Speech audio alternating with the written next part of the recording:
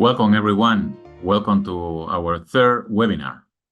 Well, actually, my name is Samuel Mongrut. You might call me Sam. And now I am actually in a big and very special company of Kevin Mulcahy.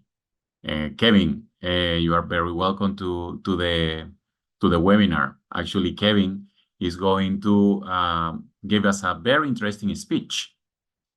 Kevin, who has also served as a continuing education professor at Babson College, is a specialist in business growth, cash flow strategy, and applied innovation. He is a bachelor from Trinity College Dublin, and he holds an MBA from the Boston College. He has accompanied executives and companies in sustainable scaling processes at a global level. He is a partner at Future Workplace and co-author of the Future Workplace Experience.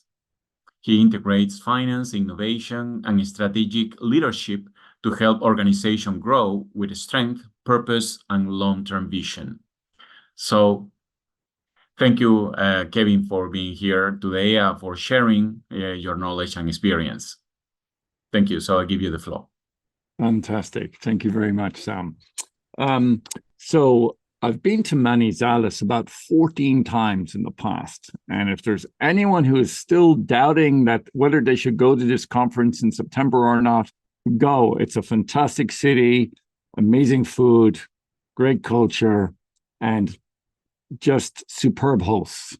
So that's it. That's and why I was in Manizales 14 times is I was teaching a program to entrepreneurs in Manizales in the ecosystem as part of a program called Manizales Más to help local companies grow. And by helping those companies grow locally, you could keep jobs in the region and help build an ecosystem that almost like a self-licking ice cream that sustained other opportunities and allowed opportunities for graduates of the 5 universities in Manizales, allowed great opportunities for those people to contemplate staying in Manizales and finding their place in the ecosystem. So a lot of on-the-ground experience with many different small growth-oriented companies in Manizales. So I'm going to share with you today a presentation that does 2 parts. One, going to share perspectives of from an academic perspective in the US here of over 1,000 faculty on their views on using AI. And then I'm going to show you how we're, and as part of these programs, how we're using AI as faculty to teach our learners. And I think to open your eyes to overcome the fears that we all have in navigating this new uncertain world of AI. So can somebody turn on the presentation so I can share my presentation? Or just yes, you can share your presentation, Kevin, no problem. Yes. Thank you. Gracias.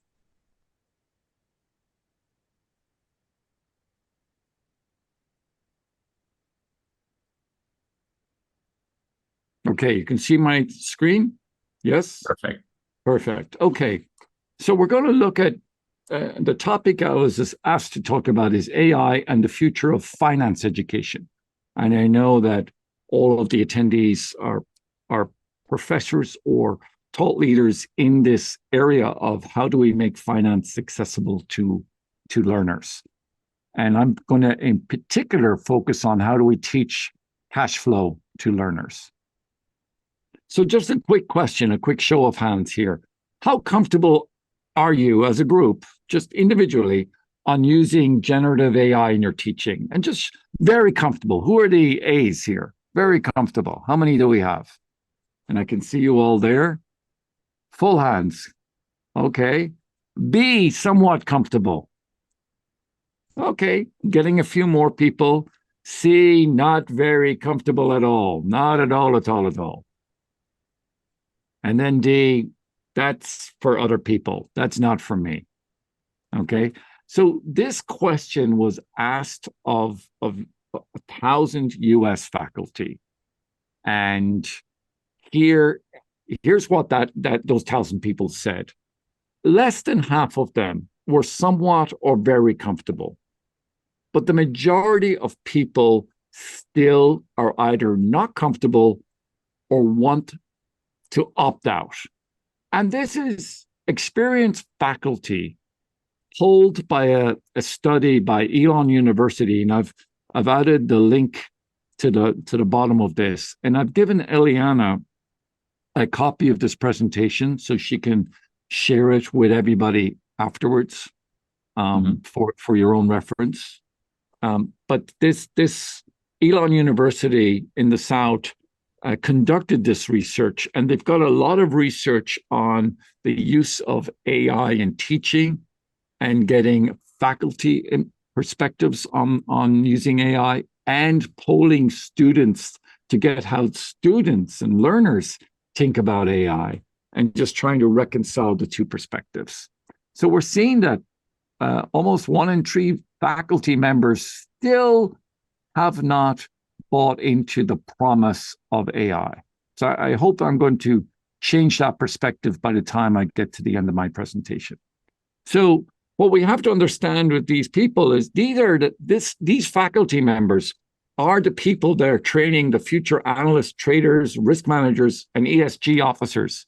Like all the people that you're all teaching, these are their perspectives, right? So if we want to have a finance with purpose, we have to pay attention to education with purpose. And that's almost what I'm making the subtitle to my presentation to link it to your agenda. It's we have to have education with purpose if you want to have finance with purpose. We've got to get the educators onto AI. So a question on what faculty fear AI will do to their students, right? 95% of them expect that AI will increase, the student will be over-reliant on the tools, right? It's feeding them too much. They become too dependent. Just like when we had digital maps, there are some people who still know how to use a map to get around town. Other people don't know what direction to go when they leave their house if they can't open their map on their phone, right? They're paralyzed, over-reliant on the tools. 90% of them think, and this is a very real fear, that AI will diminish students' critical thinking skills. Students will, especially undergraduates, are just taking the answer that AI, whoever that is, or whatever that is, gave them, and AI, that is the answer. And they're not thinking about where did that answer come from? Could it be wrong? And a lot of times AI gives you an answer because you asked it for an answer, but a lot of times that answer is incomplete, wrong, or should have many disclaimers attached to it, right? Because the question wasn't asked properly. And I think the power for students in AI is to be good, to ask strong questions of AI and to be able to know and smell when they're getting a good answer and when they're getting a bad answer. And that's a skill. And 83% of them think that AI will, of course, decrease student attention spans. We already see that with social media, and it just gets worse. No longer can we rely on students being able to digest a 200-page textbook because they want to go get AI to give them a 2,000-word summary of the 200-page textbook. And they're relying on these summaries. So there's some very real fears from faculty. On the faculty side, 4 out of 5 faculty are reporting that cheating has increased on their campus. And I want to define what I think cheating is. Cheating is using the technology for a way that is different than what the faculty member intended them to use. And I'm of a generation when I was in high school, it was cheating if we used a calculator on our math exam. But the very next year in that high school, the exam was written to be answered with the help of a calculator. So I think that's a very big distinction. One year it was cheating. The next year it was, how well do you know how to use all the functions on your scientific calculator? Because you have to bring a calculator to the exam hall. If you don't have a calculator, one will be provided to you. That's very different than the confiscation philosophies of the previous year. So that's where we are with AI, I think. Is it cheating? Or do we just not know how to write the exams for the calculator yet? And I think it's that. 80% of the faculty expect their department's teaching model to change. We absolutely have to teach differently. If students are using the calculator, we have to write the exams to test the calculator skills, not the math skills. And then we have now 86% expecting their own role as educators to change. Now, what they don't know, the educators don't know, is how the role would change. And I'm going to show you one way of changing the role as an educator. And another one, I think, because everybody here has a 1 foot in finance and 1 foot in education, I want to just make some connections, right? In AI tutoring in education, right? We talk about the idea of adaptive AI using AI to learn. In finance, that's no different than robo-advisory, right? All these robo-advisory tools allowing you to pick your own portfolios so you don't have to learn. You just have the robo-advisory to do that for you.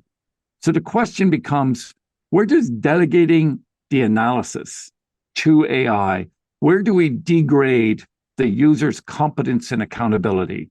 And that applies to students, and that applies to people managing finance, right? In grading, we think about AI, you have AI for grading, and we see that on the MOOCs, all used AI to grade these papers.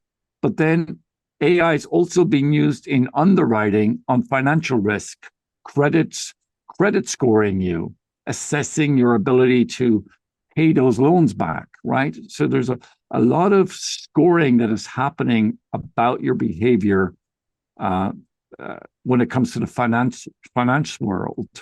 And we get to some decisions about people. We have to think about, was the decision that was made fair, explainable, and free from disproportional impact? We have to make sure that a small group of people are not being largely either excluded or largely negatively impacted because we're using AI. So we have to pay attention to these fundamental questions. And on the written work, education, we are detecting whether students are using AI to submit their written work, right? Or students are using AI to write their work. But in finance, that's no different than using AI to do an augmented audit, right? AI can now do more and review numbers and statements, etc., in a way that people couldn't possibly, right? So, but at the end of the day, who's responsible for the content that the human supervised? If I'm now down at a supervisory level, well, I put in a few queries, I got AI to write this paper, I'm handing that paper in. That's my supervisory level. How do you grade me on being a great for content that I supervised, but I didn't sit down and create it? So the issues in education and the issues in finance are similar. And human capital is the upstream of every finance model. If we don't get this right in the colleges, then this is the thinking that's going to enter into our financial ecosystem. So now, what are the questions that, what are the implications for financial leadership, right? What are educators really saying here? So the educators' barriers are actually nothing new to financial barriers. So the number one was 95% of educators lack trust in AI safety and security. This sounds very like vendor and cybersecurity risk on the finance guys. It's the same concept, different terms. Educators cite poor quality of AI output. Finance people talk about model risk and output validation. They're talking about the same thing, different terminology. Educators cite resistance, faculty resistance to adoption. Finance guys talk about change management risk. The failure is not with the strength of the model, but in the ability of the people to use and apply those models and are trained to apply these models. And lastly, faculty cites missing training infrastructure. And in the finance guys, they talk about operational readiness gap. Same idea. We underestimate constantly the amount of time, effort, and energy it takes to train people to adopt a new technology, a new way of thinking, right? So as educators or in finance, same. So there's some legacy biases that still are out there. This better than average effect, right? In the university, faculty believe they can detect AI content better than their colleagues, right? But on the finance side, active managers believe they can beat the market more reliably than their peers, right? It's the same better than average. We're all, more than 50% of people are better than average, right? There's a mathematics of averaging. The status quo and avoidance in the universities, 1/3 of faculty want to opt out and not use AI rather than retool their courses to leverage AI as part of their teaching. In the banks and the fund markets, you want to stick with legacy allocations as the technology stack changes. Oh yeah, let's just allocate by these old rules. And we're not using AI to choose portfolios. And I'm sure at the conference, a lot of people are going to be presenting papers about legacy allocations and how the technology stack changes finance. And lastly, just for me, not lastly, the availability or negativity bias, right? Faculty overweights negative student outcomes over positive outcomes, right? They're always looking for what goes wrong, not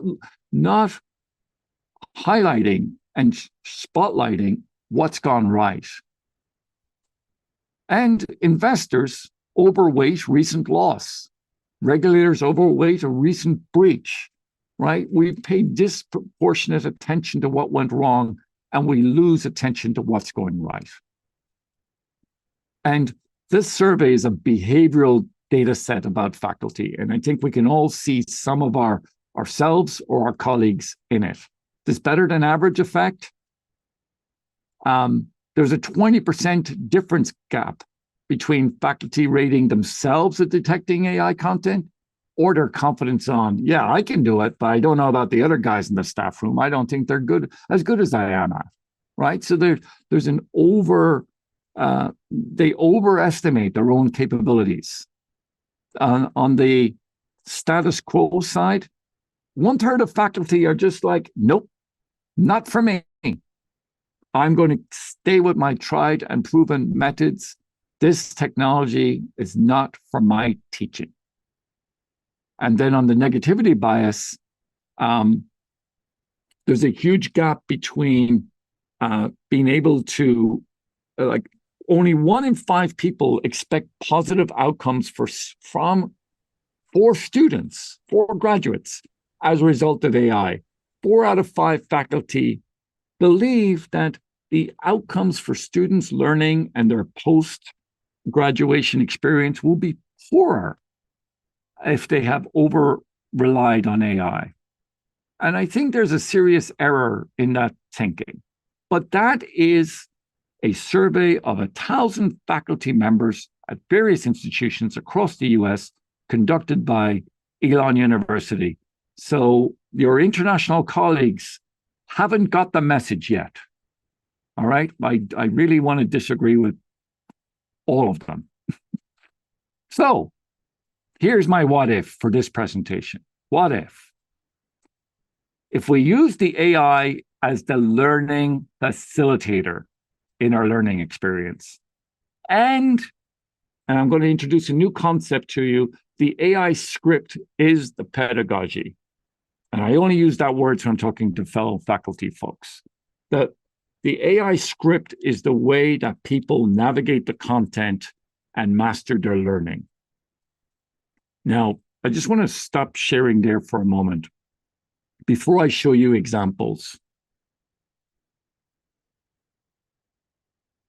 Do people know what I mean by an AI script? So an AI script, we're used to approaching Google and putting in a query, right? A search, a request, a question. That's not an AI script. People are still Googling AI. And by that, I mean asking a question or a very long question, or maybe putting a paragraph in and expecting brilliance. And what an AI script is, and this is the future of teaching with AI. An AI script is, think about it as, and we've all done workshops with facilitator's guide. It's a very detailed facilitator's guide on how you're going to approach this assignment. And this AI script, it is going to lead you through the assignment and is going to evaluate your pre-work that you submitted. That's why we call it pre-work. You pre-do the work, we submit it. So that AI has read your assignment, the pre-work that you sent in. It knows what content the student was supposed to have read or has read. It has the lecture notes from the faculty. And it's going to bring you through a learning exercise just as if you were in that classroom and had a flipped classroom where one-to-one with that student, and you are going to bring that student through the objectives or the learning objectives for that assignment. That's the script. It's the way that I'm going to bring you through the content and everything you've submitted so far, almost like our lectures or scripts, that I want to connect the dots for you, and I want to help that learning land into a so what. And so with AI, think of it as you're going to follow the script. It's going to bring you through a self-guided learning experience, ask you some questions along the way, take those answers into account. Maybe some of those questions are a test, and it's assessing whether your adaptive learning is whether you have shown mastery of this topic or you haven't, because I've pre-read your work. I'm asking you some multiple choice questions, and I don't think you have it. So the AI script will navigate that learning journey for that individual further and further towards the learning objective you had for the student. That's what that script does. Now, I and some of my colleagues, we are writing, and in fact, we're using AI to help us write scripts that are 20 pages long, right? And many of those scripts, and that's why it's not a Google search, and that's why I wanted to turn off the screen and make this point. Like, you have to be aware of what you're not aware of. And these scripts, why they're 20 pages long, is sometimes you're telling the AI, you're giving it guardrails. You're saying, do these 10 things, and you're outlining the 10 things that you want the AI to do. But then you also have to tell it what you do not want it to do. Do not ask the student more than 5 questions. Do not offer them if they want to put their output in all these different formats. Like, what I want from the student is to help them. So there's a lot of do nots and do's. And that's how you define a script. A script has, I'm going to just give you a number of many do's and then a whole number of do nots. And by following those do's and do nots through the exercise, you end up with the result, the learning outcome that we wanted, or the student filling out the template that we wanted them to fill out. Right? That's what a script does. It's not just a query or a prompt. These are other terminologies, it's not a query, it's not a prompt. It is guiding the student through a self-guided learning exercise, taking into account everything that student has loaded up or you have loaded up about that student. So that's what we're doing, and that's what I'm going to show you how we apply that. Okay, that's where it's going.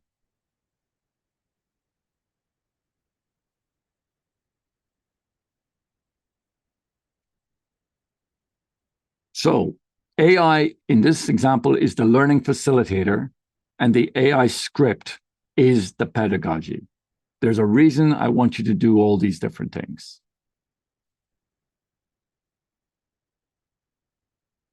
So now, the old thinking was AI is a tool used by the student. The new think, right? And that creates faculty fear, cheating, loss of critical thinking. We saw that on the survey. The new model, the new way to think about AI is it's a co-facilitator designed by the faculty. We are designing our own co-facilitators. We're designing our own, that's what they are, co-facilitators. And the faculty writes the script. The AI runs the script. The learner does the work. And critical thinking is required at every step because the AI is saying, I'm not going to proceed until you answer the question I've just asked you. And depending on how you've answered that, the AI proceeds to the next step in the learning journey. So that's the flow. Faculty writes script, AI runs script, learner does the work. Critical thinking is required at every step.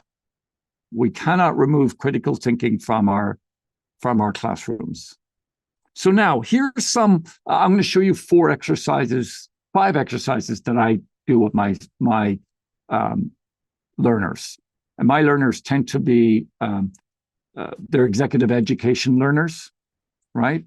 And we're working on, they come to learn at the university, and they're learning how to, they may not have learned all the financial concepts at their very schooling, but they run a business and they need to learn fast because they're applying these financial concepts in real life. So the first exercise I do with them, and Eliana knows all these exercises because she's seen me do this pre-AI, where it was a facilitated exercise in the classroom. So if you have any questions, ask her. How did that work in the before times? Because this is how it now works in the after times. So one was, look at how you're spending money and let's stop the cash waste, right? You just go through everything, where you're spending all your money, etc.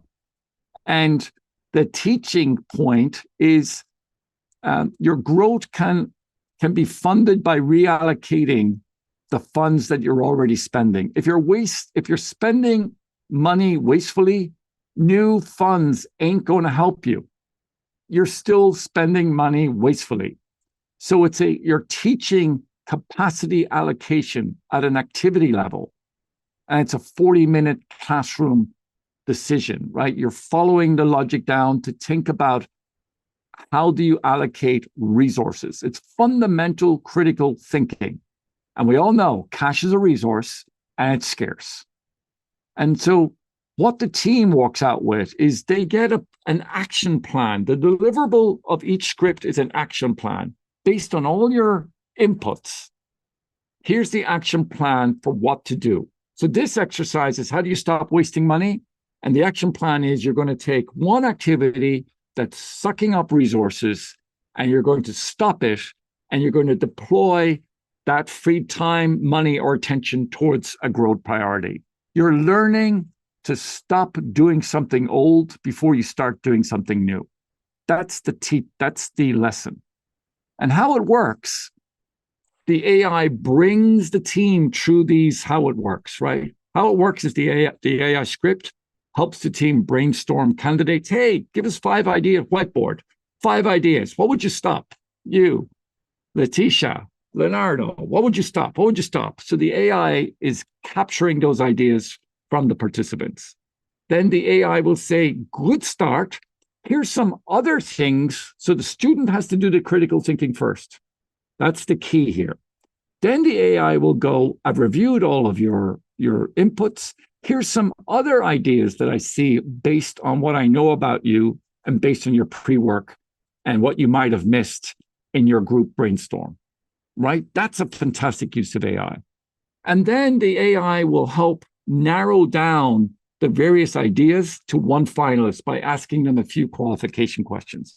If you stop doing that, would anybody really notice? Would it actually generate the capital, freeing up the capital that you thought it would free up, right? Just a few little test questions. And then the AI facilitates that analysis, helps you with the outcomes, risks, and says, if you've decided this, here's some of the stakeholders that might have to be consulted before you make that decision. That's all on the AI. So you can see the team has to do something, then the AI is doing something, then there's a process by the team again, and then the AI facilitates the final analysis. Okay, that's the cadence of a script, right? And that's one finance exercise. I'll show you another one. Collecting cash sooner. Common issue in businesses. How do we get our receivables collected sooner, right? And we help them.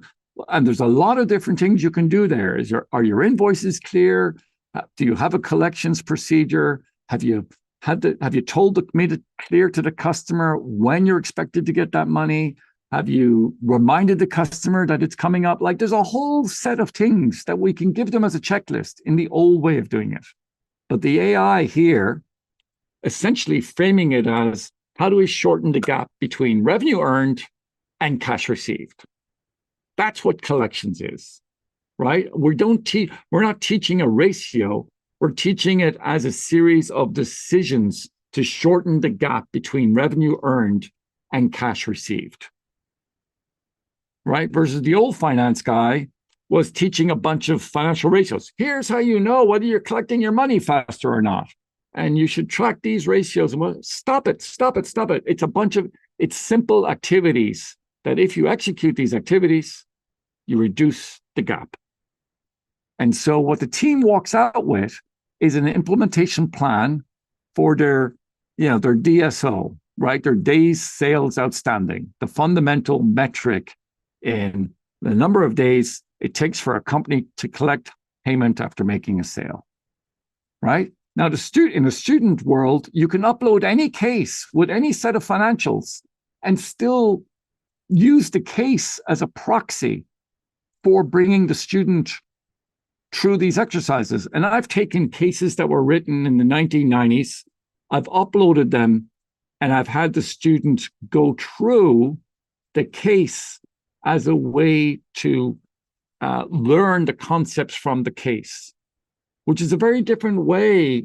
When the AI is bringing them through the case, it's a very different way of navigating that case than if I was introducing them to the case or they were trying to negotiate the case themselves. So it's bringing it down, and it's customized for their particular business. And again, we have them make some calculations. We ask them questions about various business practices that they're doing, segmentation, relationships, payment. How easy is it to pay you? How clearly is it? Like all these things, the team selects 2 or 3 initiatives, and then the AI builds them a plan to shorten their DSO. And then they take the plan, they can edit it, and they go, that's a good plan. And then the student teams go implement the plan. You have a plan, there's no excuses. And it's got a robustness and a level of detail to it that there should be no excuses. Another one we do, revenue model experiments. Businesses ultimately have to change how they generate revenue, right? How you were doing it before won't get you there. Like, video companies had to go to online streaming, etc. So in a business, changing how you generate your revenue is one of the highest leverage decisions a business can make, right? You got to change how you generate revenue given the change in circumstances. How do we capture value differently without changing what we sell, right? So the AI brings them through this. Now, I have a pre-reading, articles that you've written. I have pre-reading here, the articles that I've written, and I upload that. So what the team walks out with is an experiment to implement a new revenue model, right? And my pre-work, they could look at Adobe subscription modeling, or they could look at Rolls-Royce is doing trust by the hour. It's no longer selling jet engines, it's selling power by the hour. And the AI brings the team through the process again. I hope you're starting to see a pattern here. The team articulates, here's how we make money right now. Here's how we generate our revenue, or their case could be that. The AI is proposing alternatives based on customized to that team's situation. The team then, and the AI says, here's 3 models to experiment with here. Pick one. The team picks one and puts in the justification for why did they pick that. And then together, the AI and the team will build an action plan to go test that new revenue model with customers. And they walk out with an action plan to implement on Monday. And the 4th one, I'll just show you again. Those were very hard and factual exercises with real outcome and data. But then there's mindset. AI is very good on shifting mindset. And I teach a concept called culture of cash, right? It's basically, how do I help people attain financial literacy without teaching them all about the financials? And culture of cash is the soft side to the hard side of finance. It's one thing to teach people about an income statement and a balance sheet and cash flow and how they all relate, but it's another thing to make somebody aware that every action has an implication on the financial statement somewhere. And you need to just be aware that every action costs resources. And what we're trying to do, don't worry about where that saved penny will land on which financial statement. What you need to be aware of is that action of being aware that you can save a penny will fall through the business machine and end up in the right place, like a pachinko machine. It'll end up in the bank account. But you have to be open to looking around and looking at opportunities to save money. So what the team walks out with is a way of helping people recognize, I call these recognition mechanisms. How do I help people recognize that if you save a dollar, it's not just going into the greedy shareholder's back pocket. That dollar saved allows us to advance our marketing plan and spend that saved dollar on the marketing plan that will, or to help open that new office or to fund the payroll of that new employee. It's not just a dollar saved is going into the shareholder's bank account and you'll never see it again. It's about reinvesting it in the business. So, and how do you recognize people for saving money? So again, here, one of the mechanisms is we give people some self-assessment so they can grade themselves on a scale. And those self-assessments are read into the assignment. It's one of the pre-readings that the script ingests. And it'll say, look, you have self-assessed yourself as low. AI is not assessing you. And this is a big point here I want to point out. AI can be very good at digesting self-assessments. If you give your learners self-assessments and take those results and bring those self-assessment results into AI and look at where they self-assess themselves as weak and strong, you get a temperature check on where your students believe they are, right? And it's very, very powerful use of AI to take all that self-assessment data into the AI as part of the context for the teaching experience. So then they brainstorm, and again, the AI builds an action plan. It's about launching rhythms, not declarations. You must do this. This is the rule. That's the rule. No, here's the rhythm of what works for you, right? So it's always, and then here's the other powerful thing about AI. I brought you through 4 different assignments. Every one of those assignments had a deliverable that the AI helped those learners with that deliverable. Then I say, take those 4 deliverables and shove them back up into AI, right? You've taken all 4 of them because we know you can't do all 4 of them. So the 5th AI is going to say, here's all the 4 action plans that you came up with. Let's put them all together and see that, well, it looks like Sam has got all the actions. Rodolfo is not doing anything. I mean, that's an opportunity, right? And so what do you want to prioritize? Because you don't have enough hours in the day to do it all. So how do we integrate all of these exercises into one plan that the team can actually execute? Now, what I want you to hear me having said is, how do I integrate all of your assignments that you've submitted so far into one integrated assignment that sort of nets some learning objectives out here and some actions out? And so that way the team walks out with an integrated document.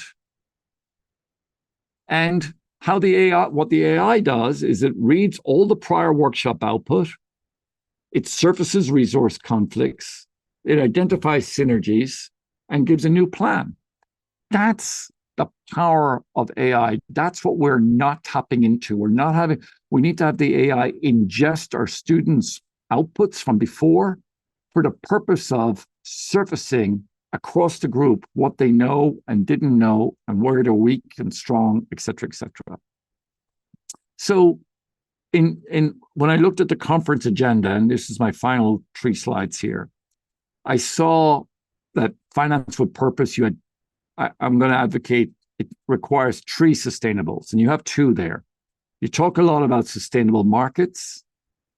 You talk a lot about sustainable institutions, and you're going to talk a lot about those. But what I didn't quite see is sustainable minds and sustainable mindsets. And that's the missing link here. This formation of judgment, integrity, critical reasoning in the people who make the decisions that you're going to talk about in your conference across those other 2 elements. And that's where AI can really help. So my final point here is, it's not a what if, it is the AI is the learning facilitator. Treat it as that way. The script is the pedagogy. If you're good at writing the scripts and doing every one of us has designed a learning journey for our classroom. Well, I'm going to have to do this breakout group, and what I want them to do is spend 10 minutes doing this, 5 minutes doing that, share and exchange, critique each other. We've all done that. That's the script. Now, what if instead of us writing that flow, which we've all done for every class that we've ever facilitated with every learner, we've all done those breakout exercises. Instead, AI, that's what I mean by the script. It's that whole flow of what's the learning experience here? What do I want them to do? And then what do I want them to do next? What do I want them to talk about with each other? What do I want them to do with that input? That's the script. And that bringing them, facilitating them through those scripts will support the formation of judgment, integrity, and critical reasoning in learners. That's my assertion. Thank you, Kevin. Thank you. It was a very enlightening presentation, actually, because definitely the pedagogy, which is the script, is definitely a missing link, with the same as the sustainable mind. Yes. Because you may have external institutions, external companies, everything that is working supposedly in a sustainable way, but the most important core, or the core of everything, is a sustainable mind. Definitely. So this is a pretty interesting and definitely a pretty nice contribution. Actually, we have some questions in the chat. Okay. I think that is going to be pretty much straightforward to answer them, because after your presentation, everything became more clarified. The first questions states as follows: how should the role of finance educators be redesigned, and what pedagogical responsibilities remain exclusively human? In summary, think of the role as you're providing content that you want your learners to engage with. You want to facilitate a way that they can explore that content in a very different way than just read it and think about it and write something about it. So if you had AI, how can they take AI like a lens and be like a 3D shape and be looking at the content and engage with the content in a very different way than the static 2D format that we've been engaging with content so far, right? And I see somebody has Raphael has a background chart there, right? That's a 2D XY axis on this chart. But many of the sophisticated financial tools now give you an XYZ that you can swim around in a 3D model of the market and see volume and trends and this and that. So we have to think 3D and stop teaching in 2D. Great. In just one phrase, how you would say that actually the AI can amplify the financial innovation process for teaching? So I would say by uncovering ways to teach material that you didn't think, that weren't obvious to you initially. If you take your lesson plans and you take, like what I did, I took an example. I took a case and I took a lesson. I took my intention for what I wanted them to learn. And I asked AI, how do I use this case to accomplish the learning intentions that I have for these learners? So don't be afraid to take your free readings. You've all spent a lot of time designing syllabi. You spent a lot of time choosing those pre-readings. You spent a lot of time choosing what you wanted them to do. Load all of that up into the AI and then ask, how could I use AI to teach this differently to accomplish my same learning objectives? That's what I'm going to say there. Do not pre-decide how you want to teach it differently and use AI as a tool to teach it differently. That's basically using your calculator to hammer in a nail. Okay, don't do that. Please don't do that. Use the power of AI to say, look, here it is. In fact, all of you here's the past results from last year's class. Here's the papers that they submitted. Here's the exams results that they had. Here's some of, here's everything that last year's students gave me. Here's my syllabus. Here's what I wanted. How do you suggest I reteach that this year? I teach that differently to accomplish these learning goals. And only you can come up with the learning goals for your students. That's what you all have in your decades of experience. But what you have to be willing to do is find another way to accomplish those learning goals that are enabled by AI. Not use AI to use the calculator as a hammer, not use the AI to hammer in a nail. Yeah, of course.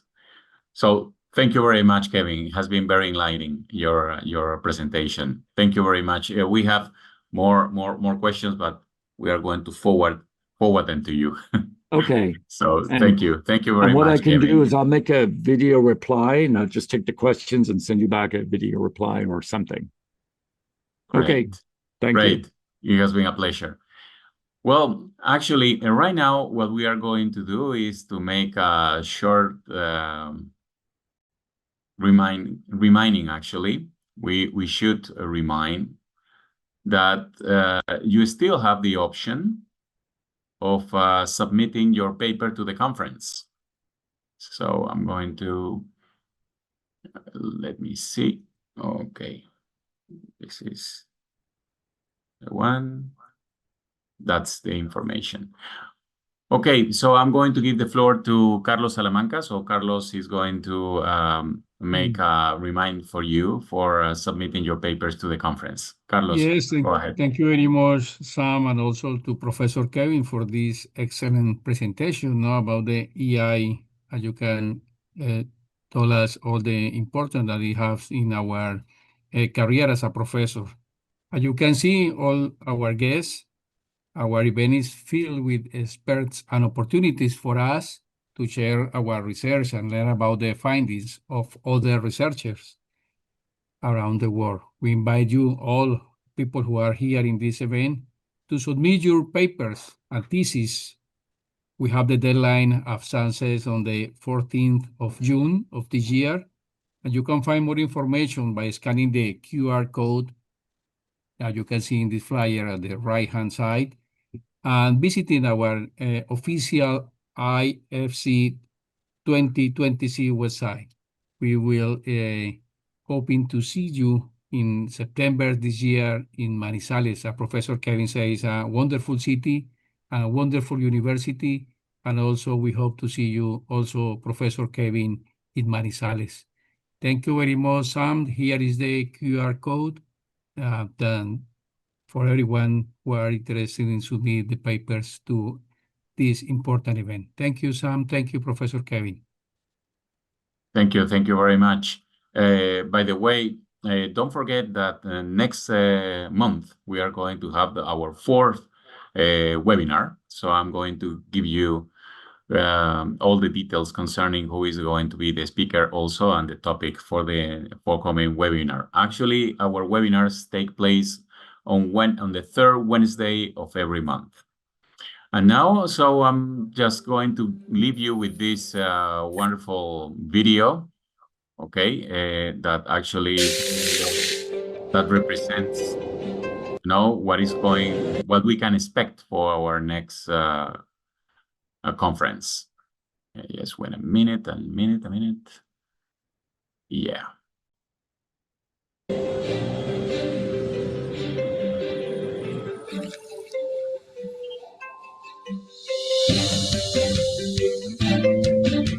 Somos una universidad que transforma la vida de estudiantes, graduados, profesores, administrativos y de la sociedad en general a través de la docencia, la investigación, la proyección social y la gestión, procesos que se soportan en nuestro principio fundacional, la solidaridad. Nuestro actuar está orientado desde una visión humanista para la formación de profesionales íntegros. Tenemos como base la noción de la economía solidaria que nos impulsa a ser universidad donde es difícil serlo, para propiciar condiciones de acceso a la educación superior de calidad de quienes no han tenido suficientes oportunidades de formarse profesionalmente. Nuestros graduados son ciudadanos críticos, creativos y comprometidos con el país, con el sello Universidad de Manizales que dimensiona la educación como una ruta para la sostenibilidad cultural, ambiental, organizacional, económica y social. Como comunidad universitaria tenemos el objetivo de seguir aportando al avance de la ciencia, la tecnología, la innovación y el emprendimiento para fortalecer la ciudadanía y lograr transformación social. Nuestra identidad ha sido forjadora de importantes desarrollos en relación con la búsqueda permanente de una educación de calidad. Promovemos una comunidad universitaria diversa en la que sea posible reconocerse en la diferencia a partir del respeto por las formas distintas de sentir, pensar y actuar. Cumplimos sueños y expandimos nuestras fronteras para decirle a la región, al país y al mundo que desde la educación seguimos transformando vidas. Somos la Universidad de Manizales, una universidad sostenible donde todo es posible. Thank you very much, guys. Thank you for coming today. See you next month. Thank you, Kevin. Thank you, the members of the board, for coming also. Thank you.